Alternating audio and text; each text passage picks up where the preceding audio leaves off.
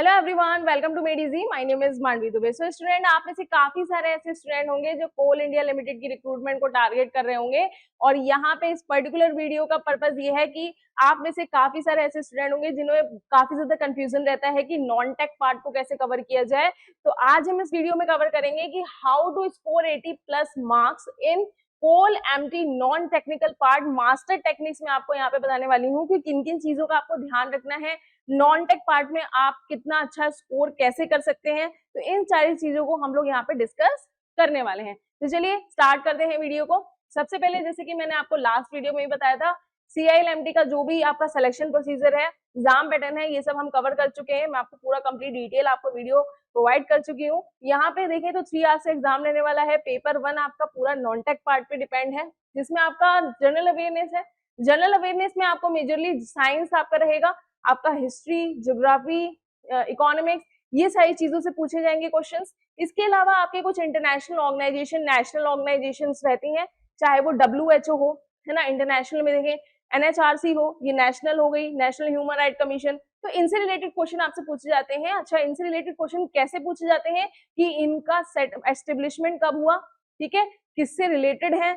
दूसरी चीज यहाँ पे, और कौन कौन सी रिपोर्ट ये यहाँ पे प्रोड्यूस करते हैं, तो ये सारी चीजें आपसे पूछ सकता है। इसके अलावा अगर हम देखें, national park, wild life sanctuary से रिलेटेड भी क्वेश्चंस आपसे पूछे जाते हैं, जिसमें ये पूछा जा सकता है कि कितने नेशनल पार्क है अभी इंडिया में, या हाल ही में अभी कौन सा नया नेशनल पार्क जो है वो बनाया गया है, सबसे ज्यादा नेशनल पार्क कौन से स्टेट्स में है। होप्स स्टूडेंट ये क्वेश्चंस आपके माइंड में चल रहे होंगे कि मैं यहाँ पे क्या पूछ रही हूँ, और आप कमेंट बॉक्स में मुझे कमेंट करके जरूर बताएंगे। अगर हम देखें स्टूडेंट्स, तो ये सारे क्वेश्चन आपके लिए इंपॉर्टेंट बन जाते हैं। बजट से रिलेटेड आपके क्वेश्चन बन जाते हैं कि अभी जो बजट आया था 2026-27 से, तो वो उससे रिलेटेड जो इंपॉर्टेंट क्वेश्चंस हैं वो आपके लिए इंपॉर्टेंट बन जाते हैं, ठीक है। इसके अलावा आपके इंटरनेशनल इंपॉर्टेंस, करंट अफेयर्स, अभी आप में से काफी सारे स्टूडेंट ऐसे होते हैं कि माइंड में ये चलता है कि कितने ईयर का मुझे करंट अफेयर्स कवर कर लेना चाहिए, क्या मुझे 2 महीने का करना चाहिए, या मेरे को एक महीने का कवर करते हुए चलना चाहिए, या 2 साल का एक साथ कर लेना चाहिए। तो ये सारी चीजें आपको नहीं चलानी है अभी अपने माइंड में।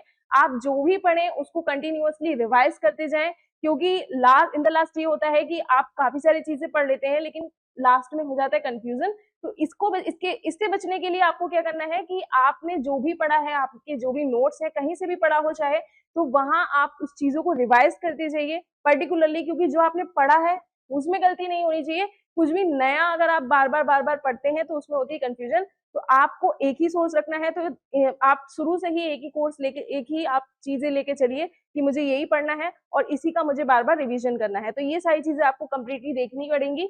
और अगर मैं करंट अफेयर्स की बात करूं, तो देखिए 1 ईयर का करंट अफेयर्स इज सफिशिएंट।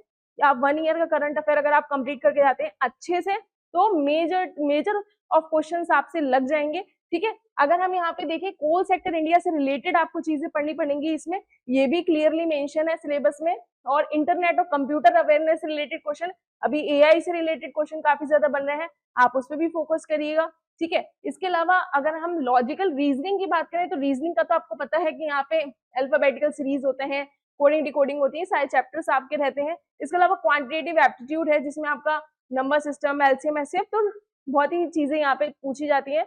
कोई इतना टफ नहीं आता नॉन टेक पार्ट, लेकिन हाँ आपको फोकस जरूर करना है जिससे आप अच्छे से अच्छा स्कोर कर सके। क्योंकि अगर आप नॉन टेक पार्ट में अच्छा स्कोर कर जाते हैं, क्योंकि माइनर मिस्टेक होके काफी ज्यादा मिस्टेक हो जाती है और नंबर बहुत ज्यादा कम रह जाते हैं, तो आपको यहाँ पे इसको ढील नहीं देनी है, फोकस करना है। इंग्लिश है आपकी, जिसमें आपके सिनोनियम, एंटोनियम, रीडिंग कॉम्प्रिहेंशन, ये सारी चीजें आपको पढ़नी पड़ेंगी, ठीक है। अब देख लेते हैं यहाँ पे मोस्ट इंपोर्टेंट एरियाज क्या है।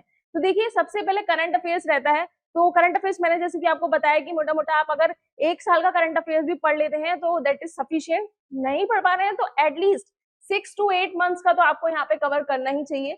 इसके अलावा पॉलिटी हो गया, कॉन्स्टिट्यूशन से रिलेटेड मेजरली क्वेश्चन पूछे जाते हैं, डायरेक्ट आर्टिकल से आपसे क्वेश्चन पूछे जा सकते हैं। आर्टिकल 40 किससे रिलेटेड है, या यूनिफॉर्म सिविल कोड कौन से आर्टिकल में आता है, इज दिस आर्टिकल 44। तो ये डायरेक्टली क्वेश्चन आपके आ जाते हैं। नेक्स्ट, साइंस एंड टेक से आपसे रिलेशन क्वेश्चन पूछ सकता है कि अभी अग्नि 5 मिसाइल जो है वो कौन सी मिसाइल है, एंटी बैलिस्टिक है, बैलिस्टिक है ना, सरफेस टू सरफेस है, एयर टू एयर है। तो ये क्वेश्चन आपके घुमावदार बन सकते हैं, जिसमें आपको कंफ्यूजन हो सकता है, इसको आपको देख के जाना है। इसके अलावा कोल सेक्टर से रिलेटेड क्वेश्चन आपके रहेंगे, गवर्नमेंट के स्कीम्स या बजट, ठीक है, प्रधानमंत्री जनधन योजना, प्रधानमंत्री मुद्रा योजना, तो इनसे रिलेटेड क्वेश्चन भी आपसे बन सकते हैं, क्योंकि अभी बजट भी आया है, बजट से रिलेटेड भी क्वेश्चंस आपके बन जाते हैं। ज्योग्राफी एंड इकोनॉमी में आपको ध्यान रखना है, ज्योग्राफी से आपके क्वेश्चन बन सकते हैं।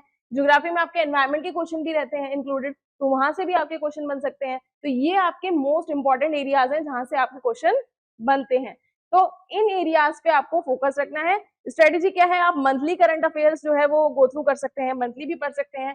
वीकली आप जीके, जो कोई स्टैटिक जीके का रिवीजन होता है कि कोई भी फर्स्ट जो है इंडिया फर्स्ट प्राइम मिनिस्टर, तो इस टाइप से क्वेश्चन जो बनते हैं इस पे आपको ध्यान देना है। दूसरी चीज, शॉर्ट नोट्स जरूर क्रिएट करें।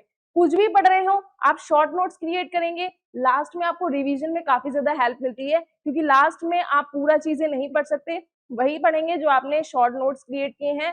क्रिप्स नोट्स होते हैं, वन लाइनर आप वहां पे लिख सकते हैं अपनी कोड लैंग्वेज में, वहां पे आप लिखें जिससे कि लास्ट में आप जब एग्जाम देने जाएं 10 डेज पहले आप उसको रिवाइज करें and then you will go. इसके अलावा अगर हम देखें वन लाइनर एमसीक्यूज आप प्रैक्टिस कर सकते हैं, कोई से भी बुक ला सकते हैं, पीवाईक्यू लगा सकते हैं, तो ये सारी चीजें आपकी इंपॉर्टेंट हो जाती है। अच्छा, गोल्डन रूल देखिए, कोई ऐसा कोई रूल नहीं होता है कि आपको सक्सेस प्रोवाइड की हो जाएगी, तो आपको अपनी मेहनत पे भी ध्यान देना है। दूसरी चीज, गोल्डन रूल यही है कि रिवीजन करें, जैसे कि मैंने आपको बताया, और न्यू कंटेंट्स पढ़ने से बेहतर है कि आप रिवीजन पे ज्यादा फोकस करें, क्योंकि जो आपने पढ़ा है वो गलत नहीं होना चाहिए, जो नहीं पढ़ा है अगर वो गलत हो भी गया तो डेट डजंट मैटर, वहां नहीं आ रहा है, लेकिन जो पढ़ा है वो चीजें गलत नहीं होनी चाहिए। इसके अलावा हाई स्कोरिंग टॉपिक्स कौन कौन से ये देख लेते हैं।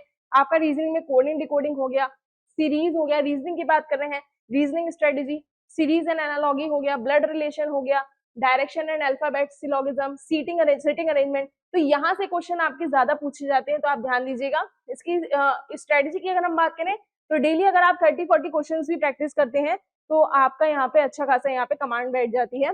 स्पीड और एक्यूरेसी पे रीजनिंग में ध्यान देना होता है, तो उस पर आप ध्यान दीजिएगा। टाइमर लगा के आप सॉल्व कर सकते हैं चीजों को, शॉर्ट ट्रिक्स से रिलेटेड आप लर्न कर सकते हैं, ठीक है। कोई भी चीज कॉन्सेप्ट पढ़िए, उसके बाद अपनी कोई ट्रिक आप यूज कर सकते हैं या हेल्प ले सकते हैं किसी की, तो वो देख सकते हैं। पीवाईक्यू आप सॉल्व करें रेगुलरली, क्योंकि देखिए विदाउट पीवाईक्यू आप कोई भी मॉक टेस्ट देते हैं या ये देते हैं, वो सब चीजें आपके लिए बेनिफिशियल जरूर होती हैं, लेकिन इन द एंड आपको पीवाईक्यू पे डिपेंड रहना चाहिए, क्योंकि पीवाईक्यू से आपको कंप्लीट आइडिया लग जाता है कि किस पीएसयू में किस टाइप के क्वेश्चन बनाए जा रहे हैं, ठीक है। इसके अलावा skip lengthy puzzle initially, starting में अगर आप रीजनिंग सॉल्व कर रहे हो तो आप लेंथी चीजें स्किप कर सकते हैं। आप पहले आसान इजी स्टेप से स्टार्ट करिए, क्योंकि वहां से आपका कॉन्फिडेंस भी बूस्ट होगा और आप आगे के क्वेश्चन भी लगा पाएंगे। तो ये रीजनिंग की स्ट्रेटेजी हो गई। इसके अलावा अगर हम क्वांटिटेटिव एप्टीट्यूड की बात करें तो मोस्ट इंपॉर्टेंट टॉपिक्स यहाँ पे कौन से हो जाते हैं, आपका परसेंटेज है, सबसे ज्यादा क्वेश्चन पूछे जाते हैं।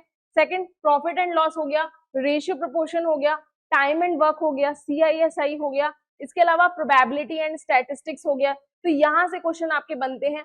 प्रिपरेशन स्ट्रेटेजी क्या है, सबसे पहले मैथ्स में देखिए यही होता है कि आपको जो फॉर्मूला है वो जरूर पता होना चाहिए कि मुझे प्रॉफिट एंड लॉस में कौन सा फॉर्मूला लगाना है, या CI निकालना है तो कौन सा फॉर्मूला लगाना है।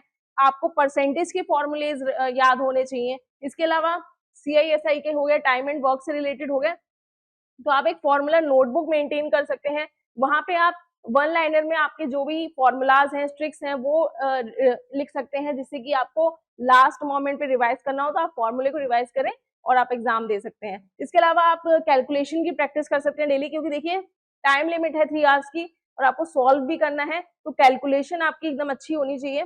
टॉपिक वाइज क्वेश्चन प्रैक्टिस कर सकते हैं, एक्यूरेसी पे फोकस करना है, कैलकुलेशन अगर लेंथी हो उसे अवॉइड करें इनिशियली में।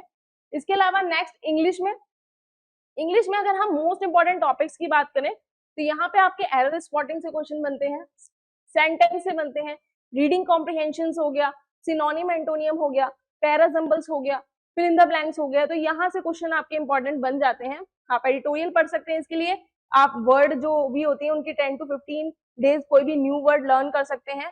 Practice grammar questions and RC passage regularly, ये सारी चीज आपको देखनी है। अपनी ग्रामर, वोकैबुलरी और प्रैक्टिस पे ज्यादा ध्यान रखना है, तो आपका यहाँ पे इंग्लिश भी कवर हो जाएगी। नेक्स्ट बात करेंगे यहाँ पे आप लोगों के लिए, तो मॉक टेस्ट और रिवीजन प्लान देख लेते हैं। तो यहाँ पे हमने कर लिए सारे अब सब्जेक्ट कवर, रीजनिंग कर लिया, इंग्लिश कर लिया आपका, और आपका GS वाला पार्ट भी कर लिया, जो भी अवेयरनेस वाला पार्ट है वो भी कंप्लीट हो गया। अब मॉक टेस्ट कैसे करते हैं या अब रिवीजन का प्लान कैसे करना है, तो सबसे पहले आप टॉपिक वाइज टेस्ट दीजिए, जिससे कि आपका सारे टॉपिक जो इंपॉर्टेंट टॉपिक मैंने बताए आप उनका टेस्ट लगा सकते हैं। इसके अलावा फिर आप सेक्शनल टेस्ट लगा सकते हैं कि आज मैंने रीजनिंग का टेस्ट लगा लिया, आज मैंने एप्टी का टेस्ट लगा लिया, ऐसे करके। दूसरी चीज, फिर आप FLT दे सकते हैं, यानी फुल लेंथ टेस्ट। उसके अलावा आप PYQ प्रैक्टिस कर सकते हैं। और जब फाइनल 45 डेज रहे तो आप हर दिन, हर हफ्ते यहाँ पे 2-3 मॉक टेस्ट लगाएं हर हफ्ते। फॉर्मूला रिवीजन करते रहें डेली, क्योंकि वो भूल सकते हैं। करंट अफेयर्स के जो शॉर्ट नोट्स बनाए उनको रिवाइज करते रहिए। जो भी एनालिसिस है डेली आप एनालिसिस करिए, जो भी टेस्ट लगा रहे हैं उसमें आपकी क्या गलती हो रही है उसको साइड में लिखिए, जो भी करेक्शन है उसको भी लिखिए, कोई न्यू पॉइंट आ रहा है उसको डेली रिवाइज करते जाइए। तो इससे आपकी प्रिपरेशन परफेक्टली हो जाएगी। स्पीड पे ध्यान देना है, एक्यूरेसी पे ध्यान देना है, रिविजन पे ध्यान देना है। देखिए, तो ये रही आपकी मास्टर टेक्निक्स। अगर आप इन सारी चीजों को अच्छे से कर लेते हैं तो you can definitely qualify CIL-MT exam. And इसके रिलेटेड आप लोगों को मंडे में मेडिजी द्वारा एक इनिशिएटिव भी प्रोवाइड किया जाएगा। तो कनेक्टेड रहिए मेडिजी के चैनल से। होप से स्टूडेंट ये वीडियो आपके लिए काफी ज्यादा बेनिफिशियल रही होगी। कमेंट बॉक्स में मुझे कमेंट करके जरूर बताएं। Thank you so much, take care, stay tuned.